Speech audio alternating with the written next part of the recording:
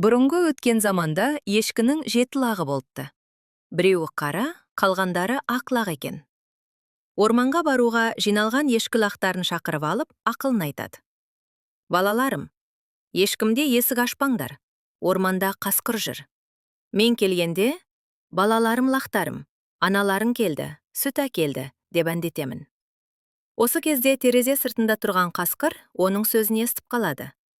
Ешкі кетісімен қасқыр есікті қағып, өзінің жуан дауысымен оның әнін айтады. Бірақ лақтар оның бөтен дауыс екенін біліп, есікті ашпай қояды. Қасқыр саудагерге барып, бор сатып алды. Бордың бір кесегін жегенде, даусы аздап шіңішкерді.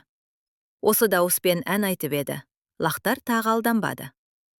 Қасқыр стаға барып, өзіне тамақ жасатып алды. Дауысы ешкінікі сияқты жіңішке болып шықты.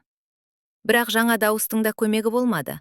Лақтар аяғын көріп қойып, ашпай қойды. Қасқыр жылдам наубайшыға барып, аяғына себетін ұн сатып алды. Қасқыр есік алдына қайтып келді, ақ аяғын лақтарға көрсете, созып тұрып әнге басты. Балаларым лақтарым, аналарың келді, сүт әкелді. Қорықпаңдар, есік ашыңдар. 7 лақ сеніп есік ашты. Қасқыр үйге кіріп келгенде, лақтар жан-жаққа қашып тығылып қалды. Қасқыр олардың бәрінде тауып, жеп қойды. Тек біреуін ғана байқамай қалды. Ол сағаттың артына тығылған еді. Қарны тойған қасқыр ағаш көлеңкесіне жата кетіп, ұйқыға кірісті. Ұзамай ешкі үйіне оралды. Есікті итерсе, есік ашықтыр. Ешкі үйге кіріп, лақтарын шақырады. Аман қалған лақ алдына шығып, болған жайды айтып береді. Ешкі мен лағы үйдің артына шығып қараса, қасқыр көгалда шалқашасынан түсіп қорылдап жатыр екен. Ешкі мүйізімен қасқырдың қарнын жарып жібергенде, 6 лақ шыға келеді. Бәрі де аман есен.